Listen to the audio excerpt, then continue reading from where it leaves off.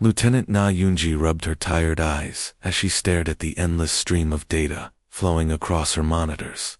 Another quiet night shift at Outpost Kepler, humanity's furthest listening post in this sector of space. The coffee had gone cold hours ago, but she kept sipping it anyway. Space was vast and usually silent, which made her job both boring and critically important at the same time. The emergency beacon hit her sensors. Like a lightning bolt cutting through darkness, the sharp, piercing signal made her jump in her chair, spilling the cold coffee across her uniform. Her heart started racing as she recognized the distress frequency. This wasn't a drill or a false alarm. Someone out there was dying. Her fingers moved quickly across the keyboard, trying to decode the alien transmission. The language patterns looked familiar but strange. She pulled up the translation database and ran the signal through the computer. Zephyrian. She had only seen this language a few times during her training. The Zephyrians were one of the most peaceful species known to humanity.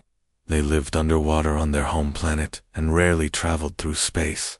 What were they doing so far from home? As the translation appeared on her screen, Na Yunji felt her blood turn cold.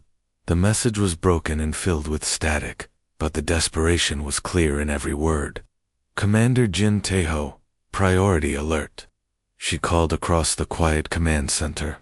Her voice cracked with urgency, breaking the peaceful silence of the night shift. Commander Jin looked up from his desk, where he had been reviewing supply reports. He was an older man with gray hair and deep lines around his eyes from years of military service. When he saw the panic on Na Yunji's face, he immediately walked over to her station. "What do we have, Lieutenant?" he asked, his voice calm, but alert. Na Yunji pointed at her screen with a shaking finger. "Emergency distress signal, sir. It's from a Zephyrian colony ship. They're under attack." Jin leaned over her shoulder and read the translation. His weathered face grew dark as he processed the information.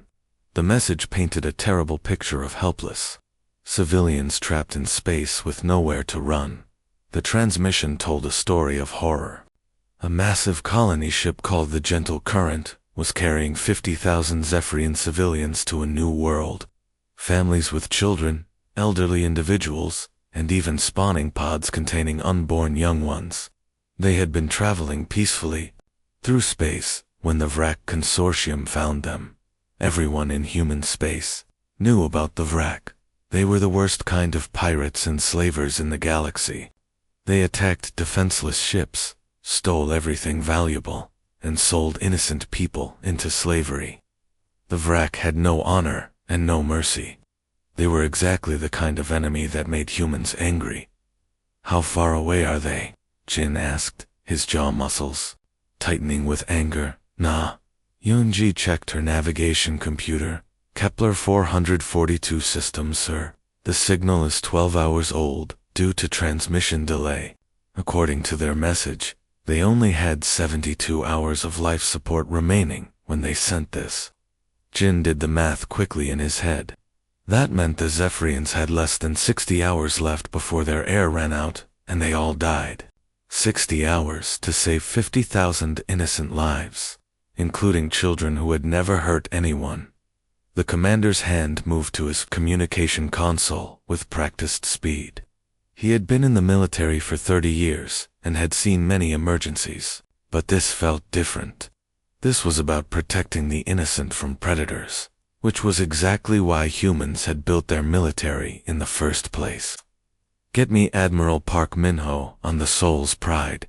Emergency channel. Highest priority," he ordered. Na Yunji's fingers flew across her keyboard, establishing the secure connection. Within moments, the Admiral's face appeared on the main screen. Even though it was the middle of the night, Admiral Park looked alert and ready for action. "Commander Jin, what's the situation?" the Admiral asked immediately. "Sir, we have a code. Red rescue situation. Zephyrian colony ship under attack by Vrak raiders. 50,000 civilians including children. Less than 60 hours before life support failure." The Admiral's expression hardened. Throughout human space, Emergency alarms began sounding as the most powerful military force in the galaxy, prepared to show the universe what happened when someone threatened innocent lives. Admiral Parkman Ho stood in the center of his flagship's massive bridge, surrounded by dozens of screens showing tactical information from across human space. The Soul's Pride was the pride of humanity's fleet, a giant warship longer than 3 city blocks and packed with enough firepower to level a small moon. Its thick armor plating had been tested in countless battles, and its weapon systems were the most advanced in known space.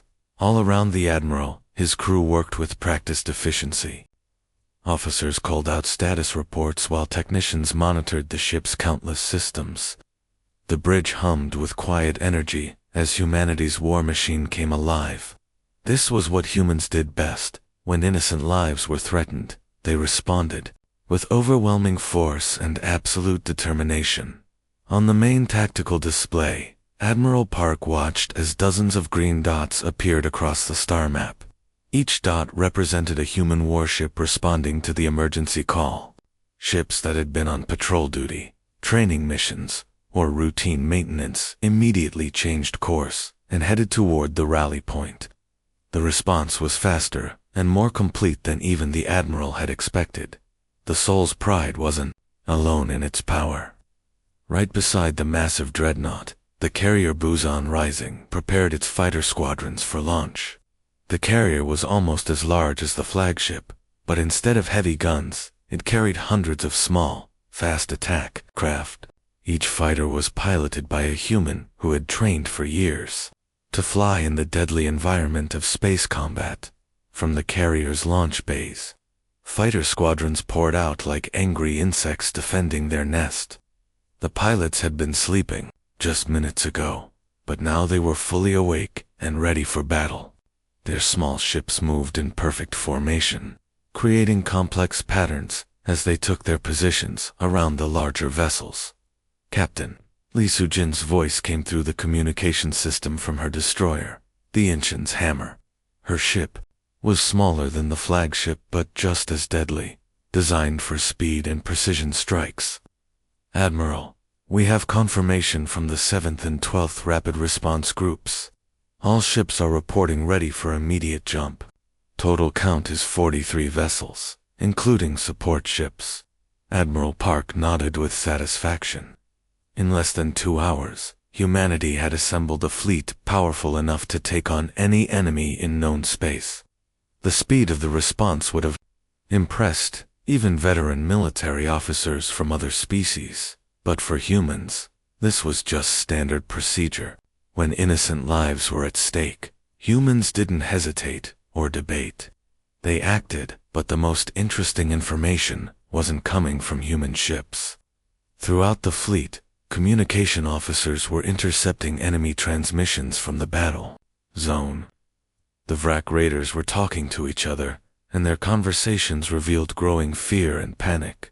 One transmission crackled through the speakers, translated from the harsh Vrak language, confirmed reports of human fleet movement, request immediate reinforcements. Another Vrak voice responded with obvious worry. All available ships are already at the target. We cannot spare more forces. Then came the transmission that made every human on the bridge smile coldly. The death spawn come. All units prepare for a possible retreat. Admiral Park allowed himself a small, grim smile. Throughout the galaxy, other species had learned to use one particular word when they wanted to strike fear into their enemies' hearts. That word was humans. The aliens called his people Deathworlders because Earth was so dangerous that only the strongest and most adaptable creatures could survive there. Earth's gravity was heavier than most planets. Its weather was more violent. Its animals were more aggressive. Its diseases were deadlier. Every single human was descended from ancestors who had survived millions of years on a planet that constantly tried to kill them. This harsh environment had created a species that other aliens found terrifying, not because humans were cruel, but because they simply refused to give up, no matter how bad things got. The Vrak had made a serious mistake when they decided to attack helpless civilians. They were about to learn why the galaxy feared humanity's military might, but more importantly, they were about to discover why humans fought hardest when protecting others. "All ships, prepare for combat jump," Admiral Park announced to his fleet. His voice carried the calm confidence of a predator about to strike. "Let's show them why the galaxy calls us Deathworlders. The greatest rescue fleet in human history." Prepared to jump into battle. Space itself seemed to ripple and tear as the human fleet dropped out of hyperspace. One moment the Kepler 442 system contained only the Vrak raiders surrounding their helpless prey, and the next moment 43 human warships materialized like ghosts stepping out of darkness. The transition from hyperspace to normal space created brilliant flashes of light that could be seen across the entire solar system. Captain Yu Dahai stood on the bridge of her assault cruiser, the Guangzhou's Vengeance, watching her tactical displays come alive with targeting information. Her ship was built for one purpose: to get close to enemy vessels and destroy them quickly. Unlike the massive flagship or the fighter carrier, her cruiser was designed for speed and devastating close-range attacks. Around her, the human fleet spread out into attack formation with the precision of a well-rehearsed dance. Each ship knew exactly where to go and what to do. The larger vessels took positions to provide covering fire, while the smaller destroyers and frigates moved to surround the enemy formation. It was like watching a pack of wolves encircle their prey. The enemy fleet suddenly looked much less impressive. The Vrak had over 200 ships, but most of them were converted merchant vessels and small raiders. They were designed for attacking defenseless targets, not for fighting a real military force. In the center of their formation, the colony ship Gentle Current drifted helplessly, its hull damaged and its engines offline. Captain Yu opened communication channels to both fleets at the same time. Her training had taught her to always identify herself clearly and give enemies a chance to surrender before shooting. This wasn't because humans were soft, it was because humans were efficient. Why waste ammunition and risk casualties when you could win with words? Civilian vessel Gentle Current, this is Captain Yu Dahai, of the Human Rapid Response Fleet, she announced in her clear, professional voice. Medical teams and engineering support are en route to your position. Please maintain your current location and prepare to receive assistance. The response from the colony ship came through weak and filled with static. Their communication systems had been damaged in the attack, but the gratitude in the alien voice was unmistakable. Human vessels, we did not dare hope for rescue. We are deeply honored by your presence in our darkest hour. Captain, you felt a surge of determination. These were innocent people who had been attacked while trying to find a new home for their families. Children were aboard that ship, along with elderly civilians and expectant parents. The thought of what the Vrak had planned for them made her jaw clench with anger. Now came the hard part. She switched to the Vrak command frequency and let her voice become something much colder. Her crew had heard this tone before, and it always made them glad they were on her side rather than facing her as an enemy. Vrak vessels, this is Captain Yu Dahai of the human fleet, she announced. Every word was sharp and clear, leaving no room for misunderstanding. You will immediately cease hostile actions, withdraw from this system, and release any civilians you have captured. You have exactly 60 seconds to begin compliance.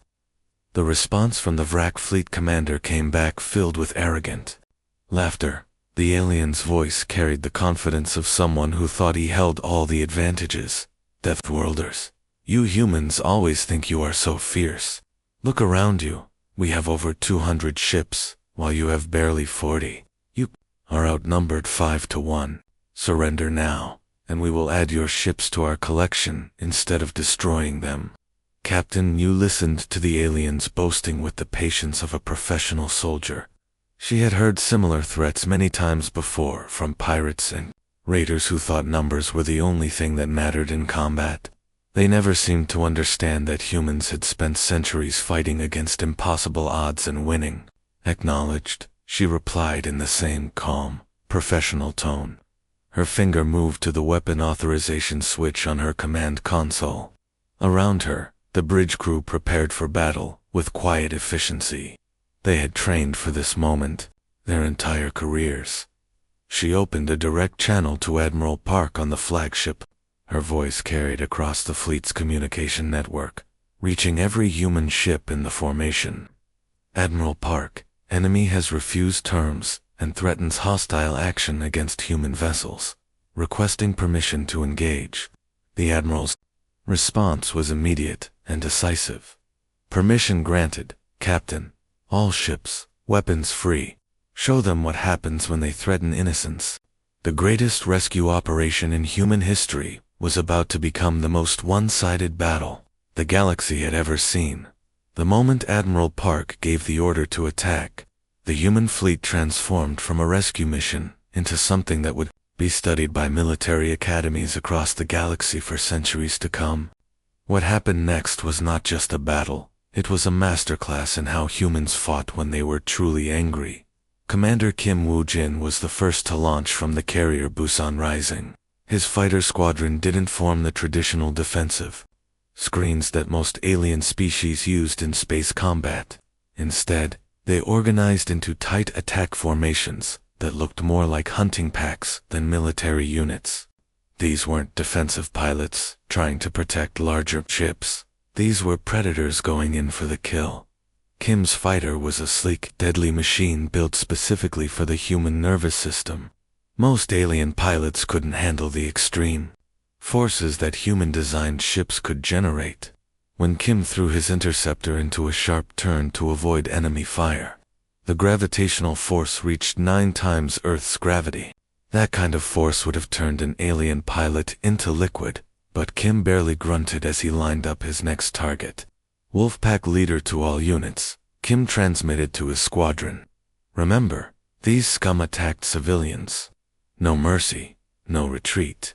Hunt them down. His fighters dove into the wrack formation, like sharks attacking a school of fish. The enemy ships had been designed for raiding defenseless merchant vessels, not for fighting trained military pilots. Kim's squadron moved with perfect coordination, each pilot knowing exactly where his wingman was without needing to look. They had trained together for years, and in combat they moved like parts of a single deadly organism.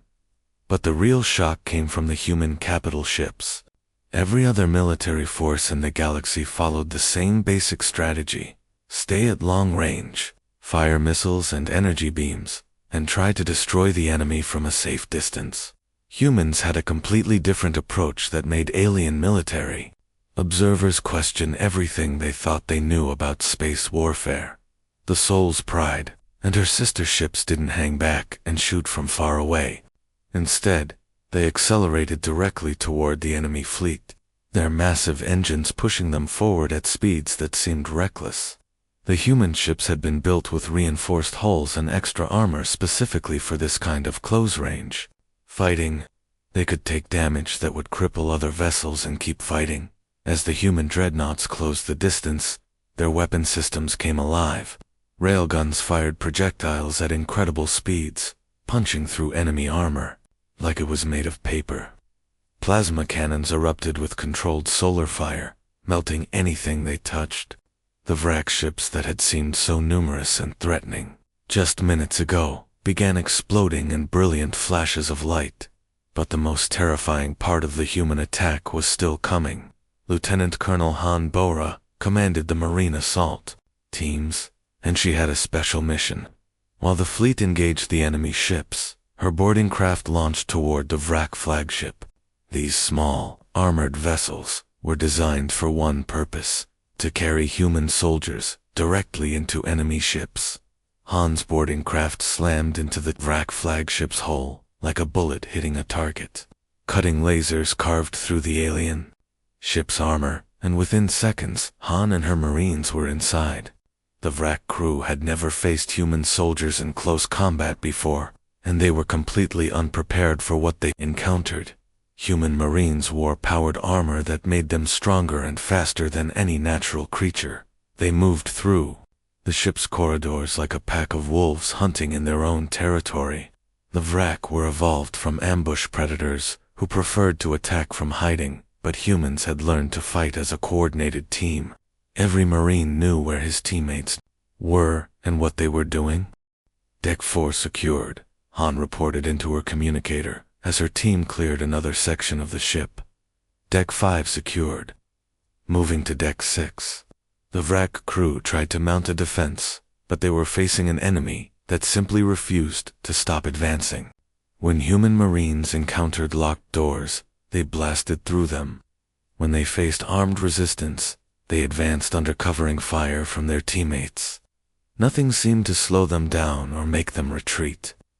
Deck 7 secured, Han finally reported.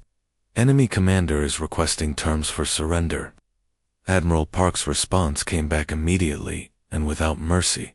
Negative, Colonel. Unconditional surrender only. These pirates threatened innocent children. Within 3 hours, the most feared raider fleet in this sector of space had been completely destroyed or captured. The galaxy was about to learn what happened when someone made humans truly angry. The silence after battle was almost deafening. Where just hours before the space around Kepler 442 had been filled with weapons, fire, and explosions, now there was only the quiet hum of rescue operations. Human ships moved carefully around the damaged Zephyrian colony vessel, their medical shuttles and engineering craft working like busy bees around a wounded hive. Admiral Park floated through the corridors of the gentle current, his magnetic boots clicking softly against the metal deck. The colony ship was massive, designed to carry an entire civilization to a new world. But now, its halls were filled with the quiet sounds of recovery, medical equipment beeping, children crying softly, and the gentle voices of human doctors and nurses working to help the survivors. The scene in the medical bay made the Admiral's chest tighten with emotion. Dr. Soheiman knelt beside a small Zephyrian child, whose aquatic breathing apparatus had been damaged in the attack. The alien youngster's large eyes were filled with fear, but Dr. So worked with the same gentle patience she would show to any human child. Her hands moved carefully as she adjusted the breathing device, speaking in soft, soothing tones even though the alien child couldn't understand her words. "There you go, little one," Dr. So whispered as the child's breathing stabilized. "You're safe now. The bad people are gone." All around the medical bay, human medics worked alongside Zephyrian medical staff. The aliens had been amazed to discover that human doctors had studied Zephyrian physiology and came prepared with the right medical equipment and knowledge to help. This wasn't accident. Human military doctrine required their medical teams to be prepared to treat any known alien species they might encounter. An elderly Zephyrian approached Admiral Park, moving with the fluid grace of his aquatic species. The alien's chromatophores, color-changing cells in his skin, flickered in patterns that human translation software had learned to interpret as deep gratitude and amazement. "Admiral," the colony leader said through his translation device, "your people have given us our lives back. You traveled so far to save complete strangers. This fleet you brought, it must represent a significant portion of your military strength to mount such a rescue operation." Admiral Park kept his expression carefully neutral, but inside he was calculating how much truth to reveal. The galaxy already feared human military capability, but perhaps it was time for a broader understanding of what humanity truly represented. "Actually," he said quietly, "this fleet represents approximately 2% of our rapid response capability. Our main battle fleets remain on station protecting human colonies and trade routes." The Zephyrian's chromatophores went completely still, all color draining from his skin.